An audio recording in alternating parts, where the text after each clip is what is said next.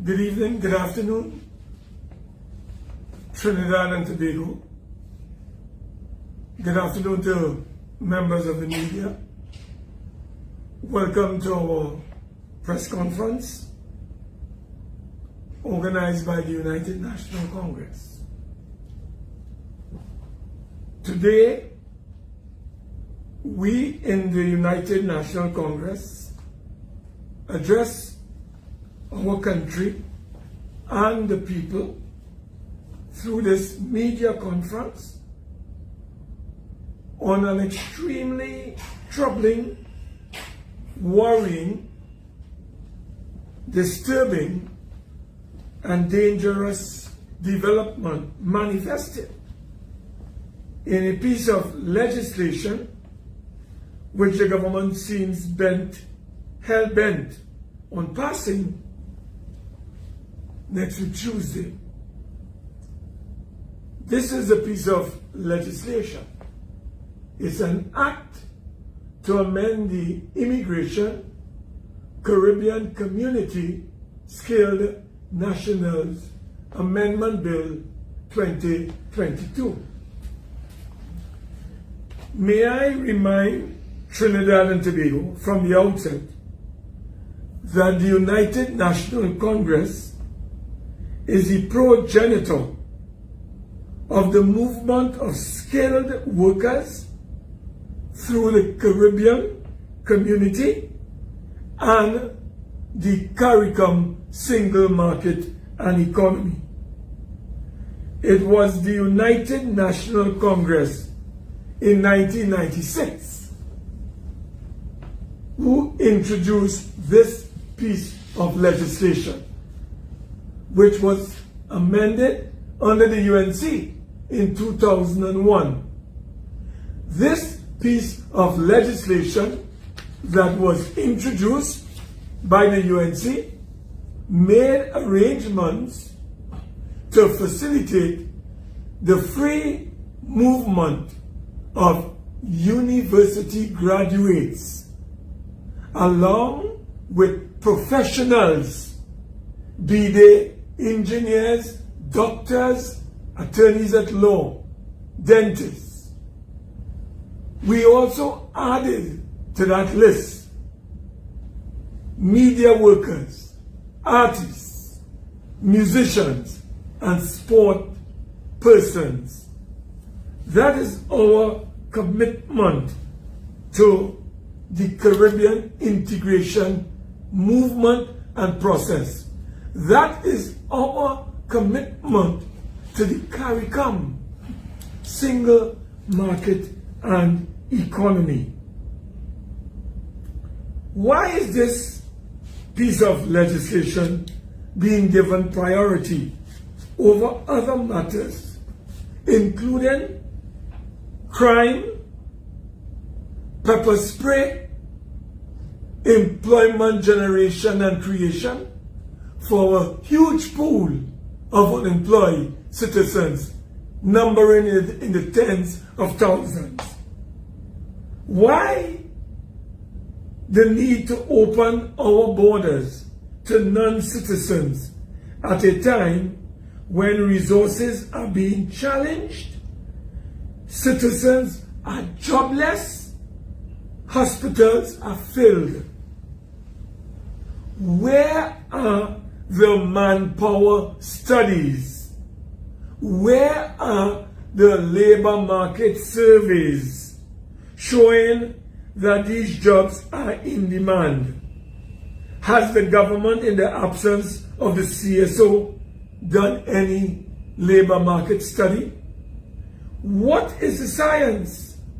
Why cannot we look at bringing in highly skilled workers than to address what I will outline shortly? Why don't we bring in pathologists, forensics, cybercrime experts, technologists? That is where we may have a labor shortage or shortfall. What economic benefits will bring to this country or will the country enjoy by bringing in security guards and teachers who have not graduated? Areas, as far as we are concerned, not in current demand. So the question that we have to raise is this. In this piece of legislation that the government has introduced as a priority, I want to go to what is called Schedule 3 of this piece of legislation. In the wake of tens of thousands of our citizens being unemployed, cannot work, cannot mind their families, cannot make two ends meet, the government is seeking to grant permanent, indefinite stay to the following categories of workers through the issuance of a CARICOM skills certificate. A professional nurse, a teacher. When we have a surplus of teachers of over 2,000. An artisan qualified with the CARICOM, with the Caribbean Vocational Qualification or equivalent, whatever that means. What is an artisan? These things have not been defined. So we don't know if it's a barber, a beauty practitioner. We don't know if it's a mason, a carpenter, a joiner, a welder. Who is an artisan? This could be as broad as it is large. But that is what Dr. Rowley and the gang that currently runs our country is seeking to impose on our country.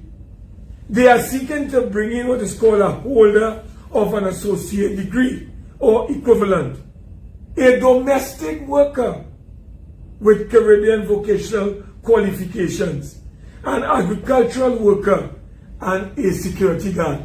These are some of the people and workers that Dr. Rowley and the gang that currently run this country are seeking to impose on our nation at a time of high unemployment in Trinidad and Tobago.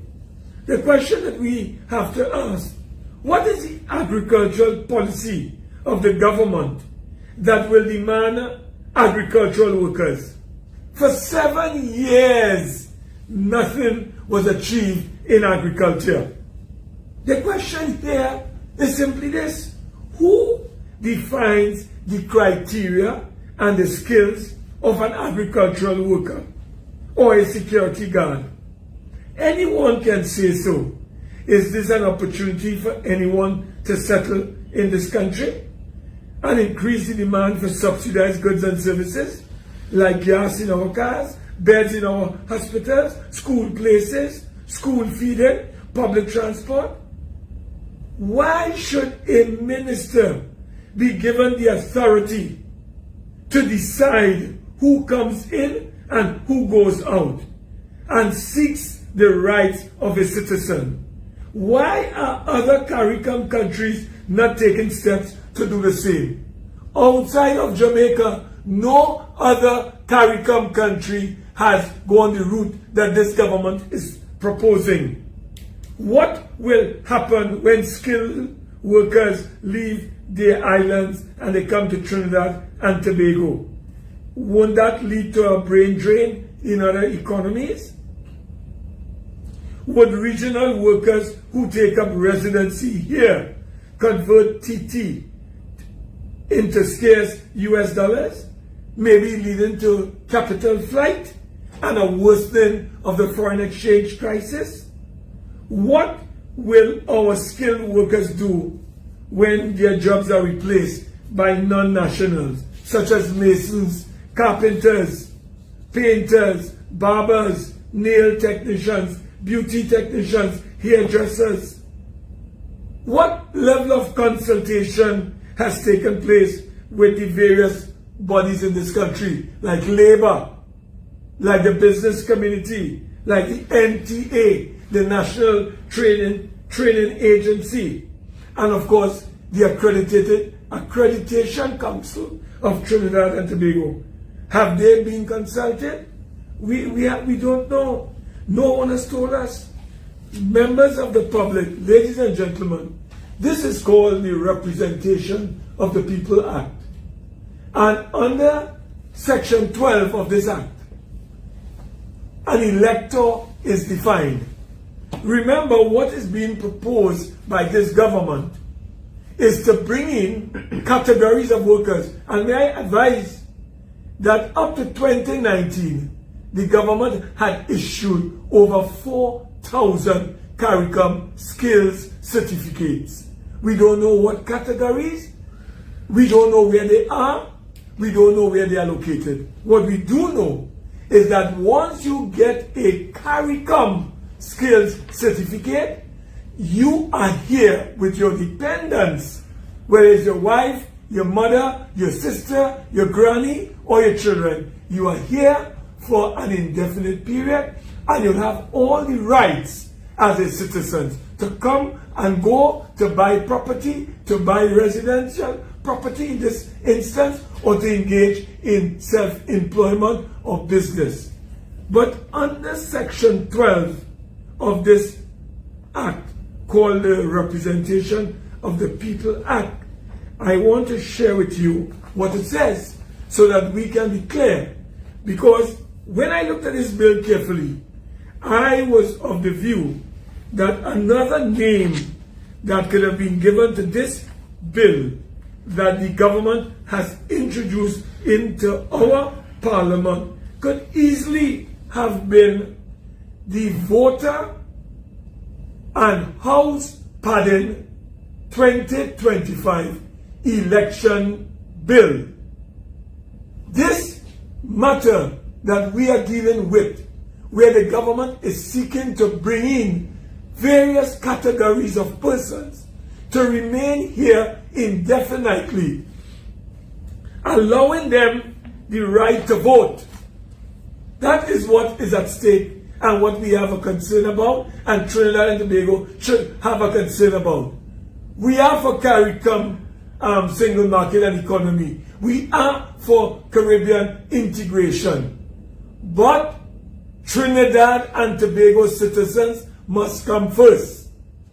And also, the government must not use CARICOM as a cover to flood here with citizens so that they can have the right under Section 12. Let me just read briefly for you what Section 12 says.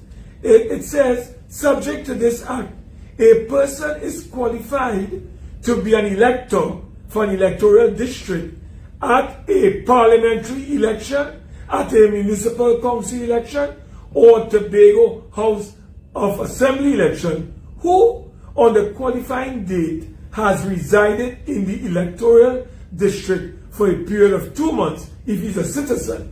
However, if he's a Commonwealth citizen other than a citizen of TNT and he's 18 years and upwards, and who has resided in Trinidad and Tobago for a period of at least 1 year immediately preceding such date, that person will be able to have the right to vote in a general election, in a municipal council election, in the Tobago House of Assembly election. The government cannot be serious. You cannot use the cover of CARICOM, single market and economy, to bring in persons here. I have evidence to show in 1 year,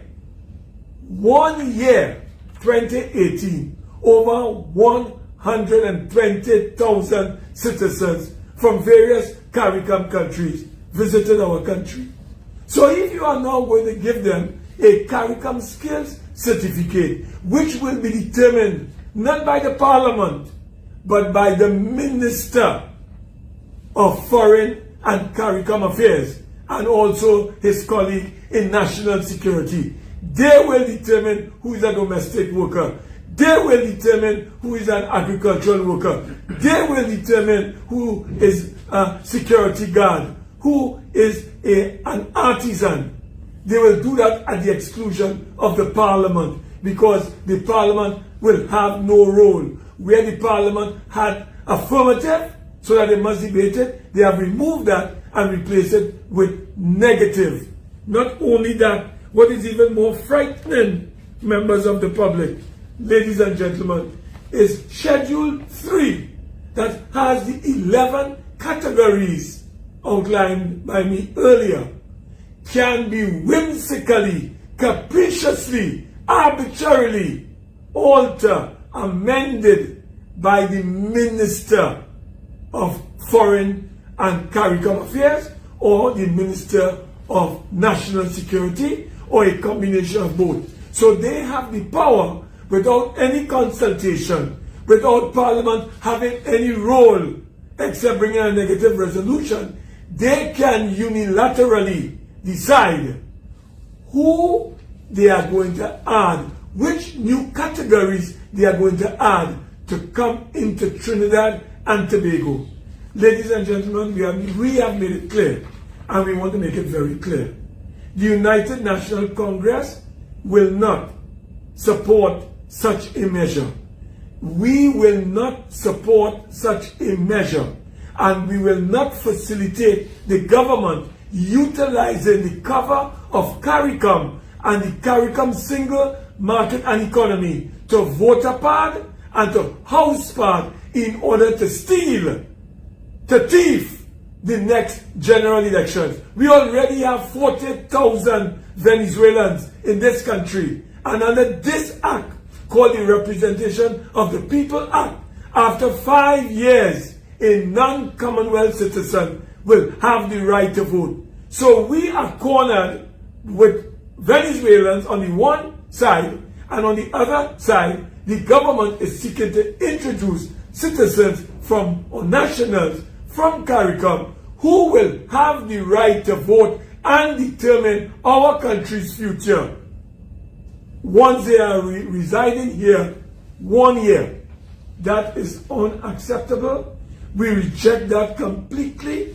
We are for Trinidad and Tobago, but we are also committed to Caribbean integration. We are committed to the Caribbean or the CARICOM single market and economy. But in a period like this, we must put our citizens first. They must have the first bite at the cherry in terms of job and employment opportunity. So at this time, we alert the country of the government's intentions to open the floodgates to allow other citizens from other Caribbean countries to come in here, take over your jobs, and then also determine whether the PNM will win the next election or not. This is voter pardon, this is house pardon, and we reject this approach by the government to utilize CARICOM and CARICOM single market and economy to undermine the democratic process in our country. Members, I will pause at this time, and I will now invite my colleague who is with us at this time. He has joined us. He is my colleague in the Senate, Senator Damian Leiter. He will now address you on another very critical matter at this time. Senator, the Honorable Damian Leiter, the floor is yours.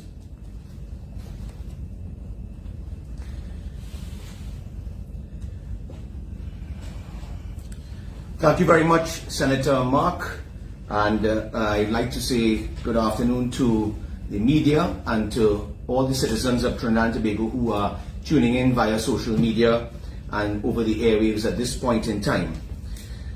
Ladies and gentlemen, after listening to Senator Mark speak about the bill that was brought to the Senate this week, it is indeed frightening. But what is even more frightening is what citizens this morning had to endure.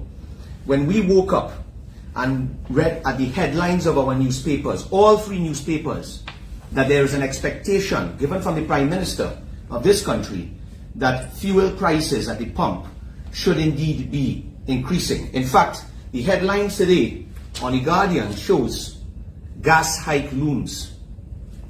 Ladies and gentlemen, the government once more is waging war on the citizens of Trinidad and Tobago and on the hard-working employees in our nation. The Prime Minister came to this nation on Tuesday of this week to announce in a conference that should the government continue with the mandate to remove the subsidy from our fuel prices, we would expect that the fuel prices will be increasing at the pump.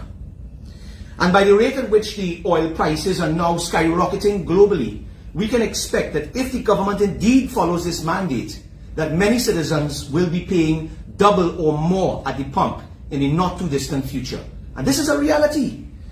Now, this will directly impact every single citizen of this country, because we will see the cost of everything skyrocketing in this country, the cost of goods and services, the cost of food, the cost of pharmaceuticals will be expected to increase as a result. And for those citizens who are asking the question whether or not the taxi fares and the maxi fares will decrease, given that the government has removed that draconian rule or restriction on those who are sitting within maxi taxis, I can say to those citizens that given the indication of the Prime Minister, not only will the fuel prices not be decreasing, but they should be increasing. You see, ladies and gentlemen, this will also lead to unemployment in this country, because many of the businesses that are left open, many of those except for the 6,000 that the various chambers have indicated to this population, have already closed. But for those other companies who are still struggling to get through the COVID pandemic and all the restrictions imposed by this government, many of these companies will be now facing increased prices in their operational cost. And as a direct result of that, they will be looking to reduce their cost. And one of the first places that many businesses look to is that variable cost of labor. So we can expect that with these increase in the price of the pump, that there will be an equal, if not more, increase in the loss of jobs in this country. And we can also feel certain that though the government, when they hinted towards an increase in utility prices, we can almost feel certain that they may be coming in the not too distant future to tell us about an increase in our utilities and in WASA and in TNTech. Ladies and gentlemen, all of this could have been avoided if the Prime Minister of our country had not shut down Petrotrin. The Prime Minister has blamed every problem in this country on Kamala Prasad Bisesa. He has blamed it on the COVID pandemic, and now he's blaming this potential increase in fuel prices on the conflict that is happening now in Ukraine and Russia. However, every right-thinking citizen in this country, as well as those 7,000 and more employees who lost their jobs in Petrotrin, they all know that this could have been avoided if the Prime Minister had not shut his fridge door, and shut down the Point-of-Care refinery. Because, ladies and gentlemen, this country, when the refinery was in operation, produced the fuel for this nation. They produced gas, diesel, aviation fuel. In the shutting of this refinery, we are now as a nation forced to import fuel into this country, further leaking foreign exchange of the already dwindling foreign exchange that we have, and further risking ourselves from issues of the vulnerability of the price of oil on the global market as we see conflicts in Russia and Ukraine. And we must not forget of the supply chain issues that are ramping up shipping costs and so forth. So we are left exposed to the open market and to the hike in prices of more than, I think, $110 at the pump for oil prices now, when we used to produce our own fuel and were self-sufficient and would not have been facing this extreme price hike at the pump. So, ladies and gentlemen, this is clearly as a result of this PNM government shutting the doors of Petrotrin. And while the government brings an increase in property tax, reintroduces property tax to the nation, we now see the Prime Minister hinting towards price increase in fuel. And at the end of the day, ladies and gentlemen, this is all going to add to joblessness in this country. And I heard Senator Mark give a very detailed description on the bill that was brought to the Senate this week. So all of this is going on with the fuel prices in Trinidad. All this is going on with unemployment Yet this government thinks that it is the right time to bring a bill to this nation. When they bring this bill to the Senate, this immigration amendment bill, which contains changes in the framing as well as amendments to the Parent Act, which was introduced by the United National Congress back in 1995. And as Senator Mark indicated, the United National Congress is indeed in support of CARICOM. But what we must also remember is that with regards to CARICOM, ours is an economic union and not a political union. So the interests of our citizens of this country are paramount and come first before any other. And ladies and gentlemen, and in addition to the further deterioration of circumstances for citizens given the high oil price, this CSME bill, once passed in the Senate and then in the lower house, will add more insult to injury when this country will be expected to receive an influx of thousands of CARICOM nationals into our nation, into a nation where we already have a large amount of joblessness. You see, this government will be bringing a bill that will worsen the situation to our hard-working citizens in this nation. It opens the floodgates to various categories of employees to come here now and compete against not only those who are struggling to keep their jobs, but who are they will also be competing against the more than 113,000 persons who have lost their jobs, according to the NIB report, the 2020 NIB report, where we saw 113,000 workers drop off the contributing towards NIB. So we already have this unemployment, and yet this government is coming to introduce more than 141 new categories of low-level Caribbean vocational qualifications certificates offered by CHC, opening the door to a large percentage of the more than 250,000 students who will be graduating this year. And this is in addition to the hundreds of thousands or the millions of the more than 6 million CARICOM residents outside of Trinidad who already have certification. So we are opening the doors to more than 6 million citizens on the outside, should they be qualified. So, ladies and gentlemen, so a motivation for anyone to immigrate or leave a country is should their economy be in a bad situation. Many persons seek to go to other countries, whether it is the United States of America, Canada, UK, or within the region. And if we took a cue from the Prime Minister of Belize, who last week in the CARICOM Heads Summit in Belize, where he was reported in the CARICOM communique on the 33rd Intersessional Heads meeting, where he said, and I quote, he observed that CARICOM was contending with the worst economic recession in modern history. So then we know that the floodgates will be opening for persons seeking improvement in their situation, seeing that the CARICOM is now in full recession. Where are they going to turn?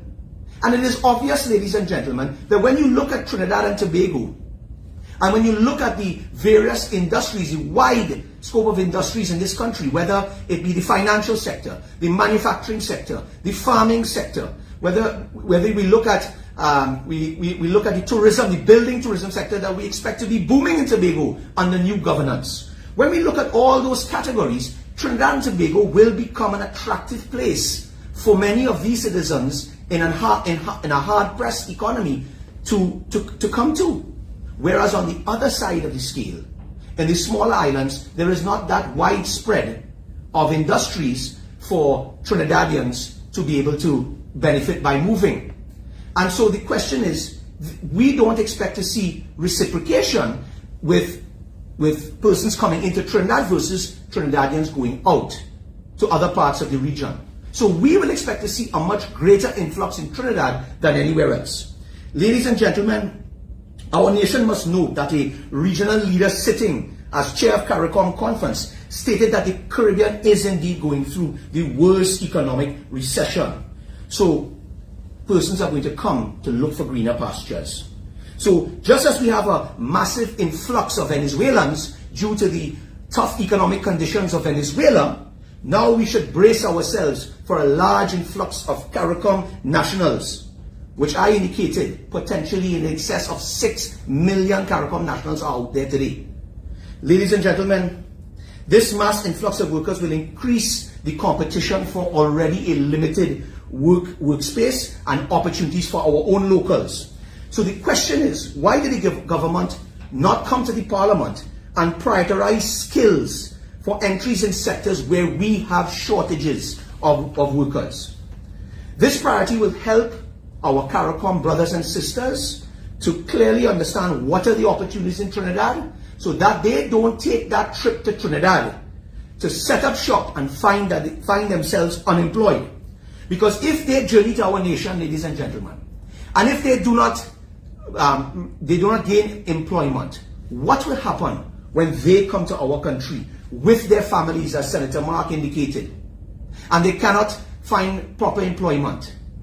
How are they going to pay rent? How are they going to pay for the increase in food prices in this country? What will end up happening, ladies and gentlemen, is that these persons may end up becoming wards of the state, where it is the taxpayers of Trinidad and Tobago who will be tasked with the burden of assisting our brothers and sisters when it comes to medical help in our hospitals, education in our schools. And should any of them resort to a life of crime, which we sincerely hope they don't, but if they do because of desperation, it is the burden falls on our protective services, which is already under-resourced and which already our taxpayers' dollars are being used to maintain. So the burden falls on the taxpayers of Trinidad and Tobago at the end of the day. And it is important to note, ladies and gentlemen, that Antigua and Barbuda and St. Kitts and Nevis, they both opted to stay out of this form or this part of the CSME. They opted to stay out for the next 5 years. They indicated that they didn't want an influx of farmers. They didn't want an influx of security guards. And the CCJ had actually permitted this in the first advisory opinion on freedom of movement. And ladies and gentlemen, when we look at the large or the long list of low skills that one has to obtain to be able to come into the country, when we open the door to these low-level skill jobs, such as a security guard or home maintenance person, when we open this door and they have the ability to bring their spouse and children, as we see in clause 13 in this bill, my question is, how will a security guard salary, how will a maintenance salary be able to afford to maintain a family with a wife, with children? How will they be able to do it when we know the cost of rent in this country? We know how the price of food has skyrocketed in double digits over the last 2 years. When we know the cost of pharmaceuticals has gone up, how do they intend to survive? What will end up happening, ladies and gentlemen, is that those spouses who did not receive qualification will now have to try to find a job to make ends meet, to be able to survive with their families. And again, therefore, you will have yet another person competing for the jobs of the citizens of our country. Ladies and gentlemen, when we look at what are we setting ourselves up for?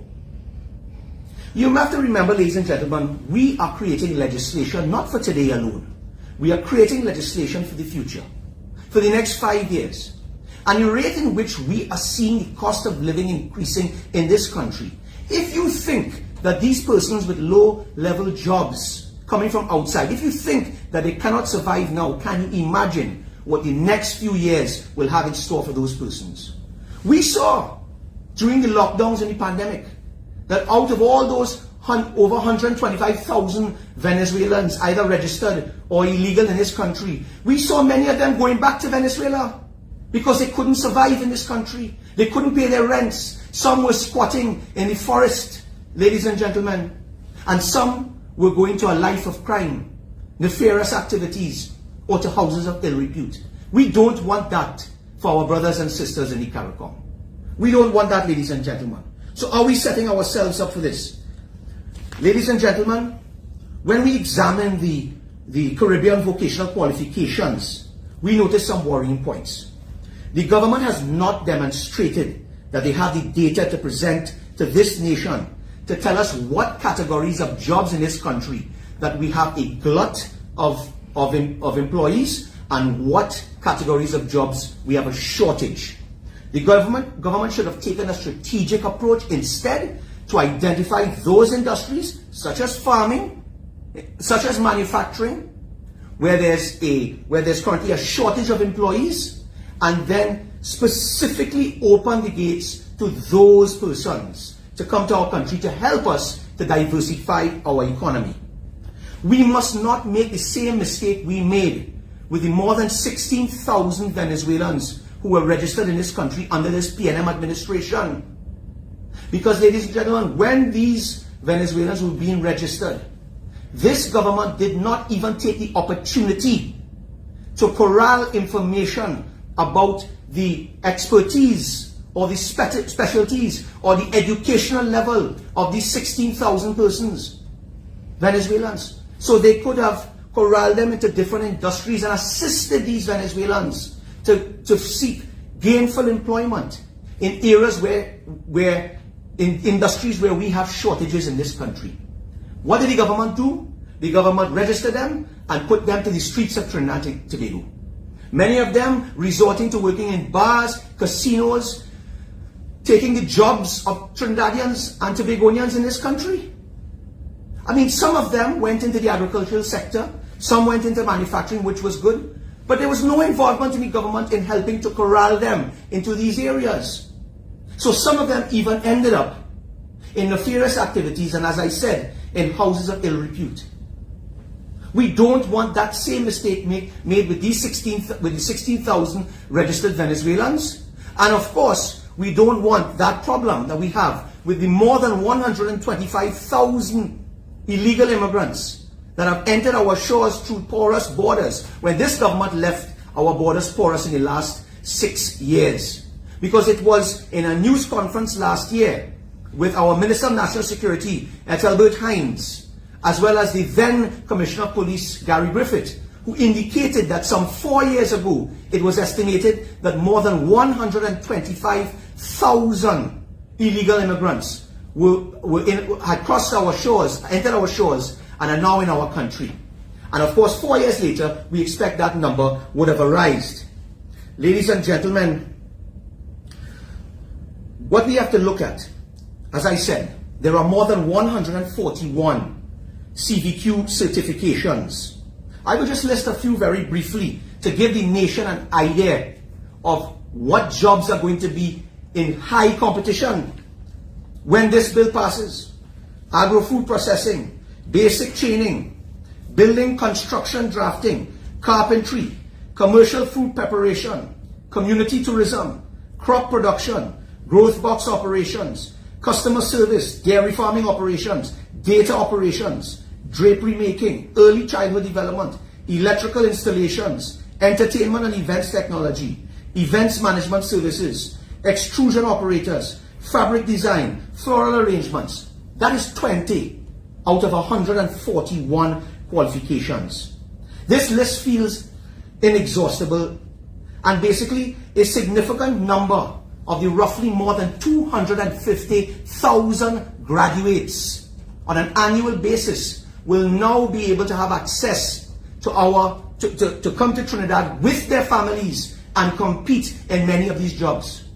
Ladies and gentlemen, I have spoken to a number of plumbers, electricians, masons, who right now are finding it hard to find jobs, calling me personally every day to find out if I have jobs for them, because they are struggling to survive. Yet we are opening the floodgates at a time when our economy has declined by more than 18% under this government administration, where there's mass joblessness, and we are going to open the floodgates to 250,000 students a year and a CARICOM region that has 6 million persons.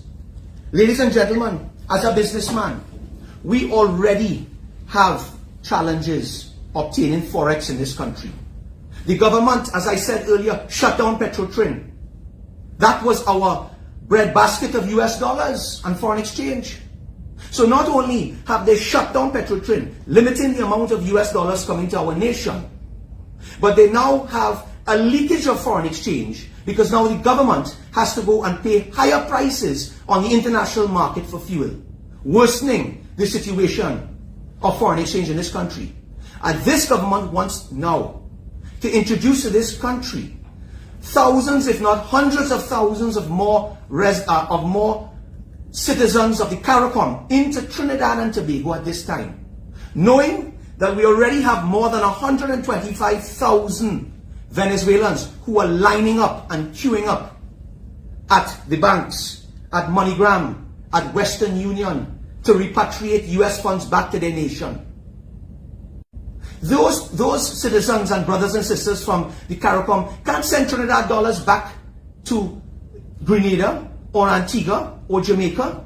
So it will be our scarce foreign exchange that will be repatriated to those nations.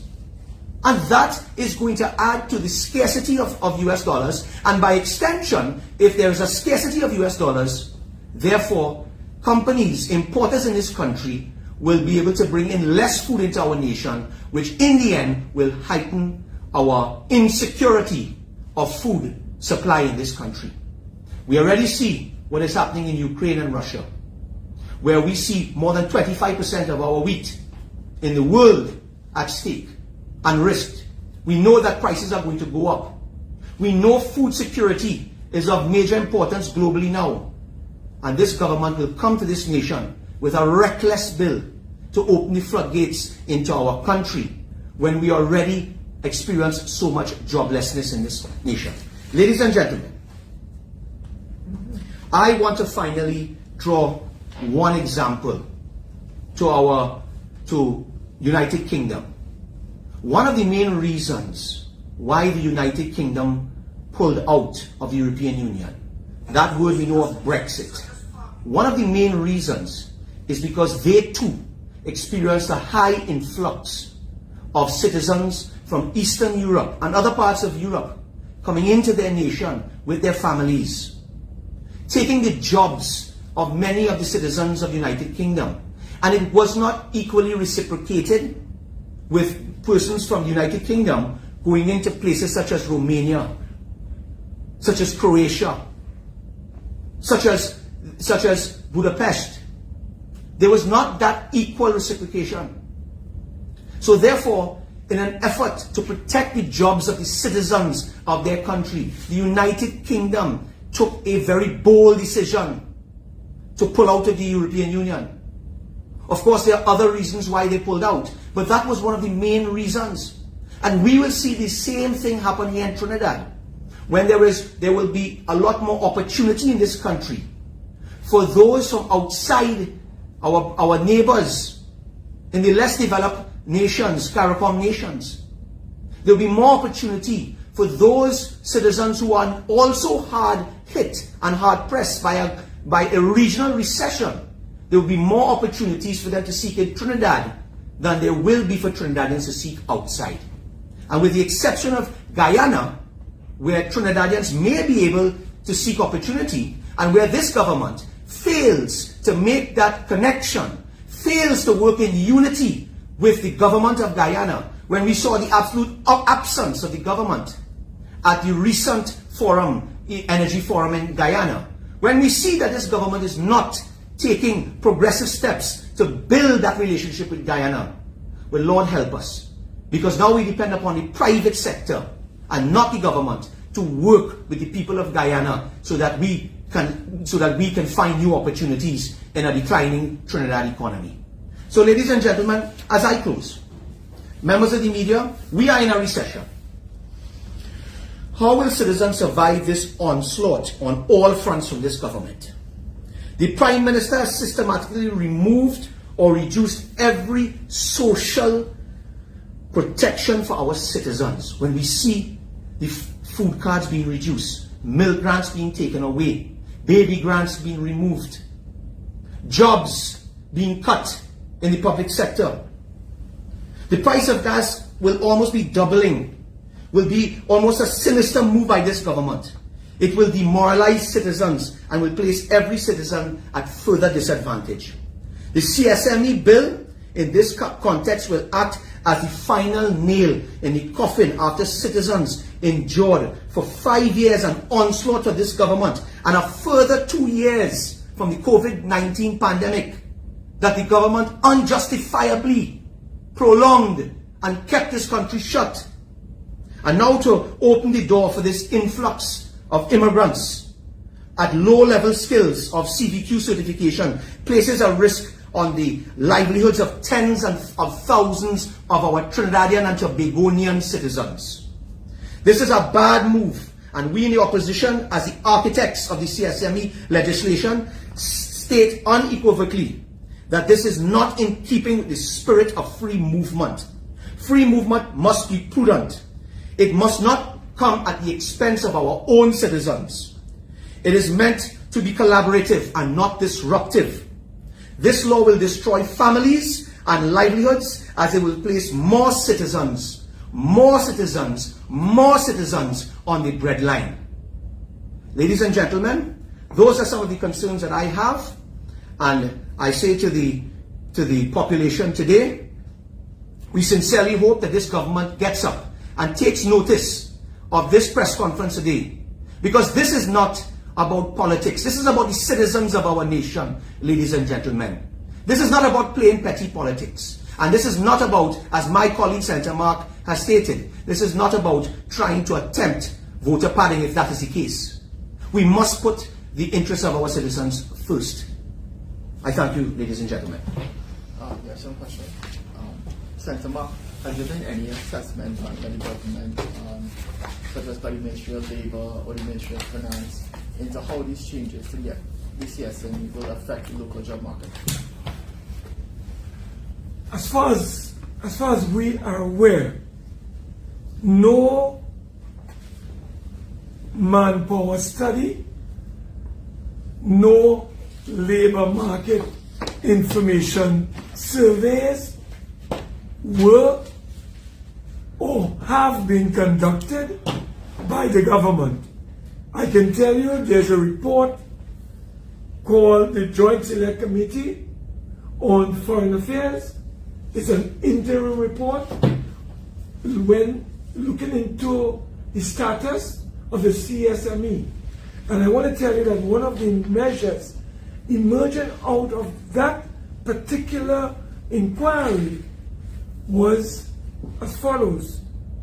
They recommended in 2019, December of 2019, this report would have been done sometime in January of 2020. There is a need for a labor market study at the national level. It's here.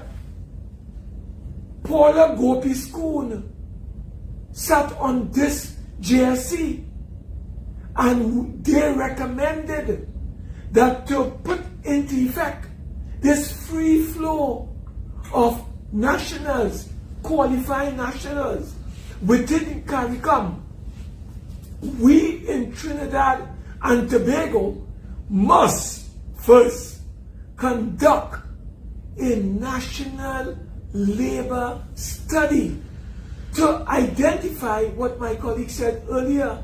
What is the gap between supply and demand? How many agricultural workers would we require in the absence of any aggressive drive towards agricultural transformation and diversification to promote food security, employment generation, and the conservation of foreign exchange? The government of Trinidad and Tobago is attempting to build a house, not at the level of laying a foundation, but they are trying to build a house from the roof. How can you build a house starting from the roof? You have to start from the foundation. And the foundation says you need to do a national labor manpower study. So we would be able to know, the policy makers would be able to know, Trinidad and Tobago would be able to know what is the gap. Instead of that, the government wants to open the floodgates to allow low-skilled individuals and workers to come into our country. And they have done no study in order to justify what they want and what is required. This is why I want to go back to the section in this bill called Schedule 3 that deals with the qualification requirements deemed to have been satisfied. And these are the categories: teachers, nurses, media workers, artisans. And as I said, artisan is as wide as it is broad. It means barbers. It means people who they call beauty practitioners. It means agricultural workers. It means domestic workers. It means security guard. What study has been done by the government to determine that we need security guards in this country from CARICOM? Where's the study? Where is the study that tells us we need agricultural workers? Where is the manpower study? The government has done nothing. This is a continuation of what the PNM has been doing since Eric Williams. When Eric Williams lost the federal elections in 1958, he opened the floodgates. And we had islanders coming from all over the region into Trinidad and Tobago. When A.N.I. Robinson and the NAR won the 1986 elections, they promised an amnesty for all illegal immigrants in our country. Would you believe that over 150,000 people applied for this amnesty to be settled and to allow their family to become citizens of our country? That was Eric Williams doing. And then you had Patrick Manning, who has died, and may his soul rest in peace. He also wanted to pursue a project of the type that Rowley is now pursuing. He wanted what is called a political union. He had gone beyond economic integration and Caribbean integration through the single market and economy. The former Prime Minister wanted to have a political union with Grenada, Barbados, St. Vincent and the Grenadines, and even Jamaica. And when he didn't get a proper response, his position was, let us just go with St. Vincent and Grenada. Or St. Vincent and the Grenadines rather, not Grenada. So that is in the PNM DNA. Mr. Manning is quoted in a newspaper as saying, even before CARICOM could expand the list of categories of workers to come to CARICOM for work, he was prepared to lift and to introduce new categories of workers to come into Trinidad and Tobago. So what is the political objective of the PNM? What is PNM's political project behind this exercise? In the UNC, we are for economic expansion. We are for CARICOM integration. We are for the single market and economy, but it must be done properly. And right now, as we speak, the government has done nothing as it relates to its homework to ensure that there is a scientific approach to this issue of the free flow of personnel within CARICOM. That is the response I would like to make.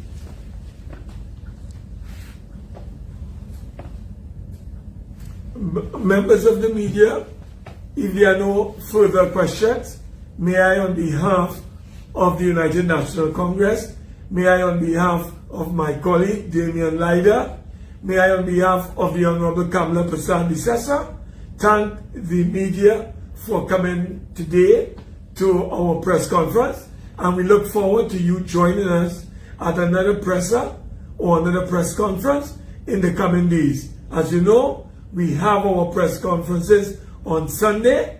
We may have a press conference as the leadership of the party deems it fit, but if we don't have one between now and Friday, we look forward to the media joining us next Sunday at the same venue as we continue our link with the people, building their consciousness, raising their consciousness, making them aware of what is taking place in our country, and standing up solidly in defense of the national interest. We say support for CARICOM. We support CARICOM. We support Caribbean integration. We support Caribbean or the CARICOM single market and economy. But we are saying in this period that we are in, we must put Trinidad and Tobago's interests first. We must support our nationals first. We must generate employment for our citizens first. And therefore the proper scientific detailed work must be done by this government before they can bring such a piece of legislation for passage that will undermine the national interest and that will undermine our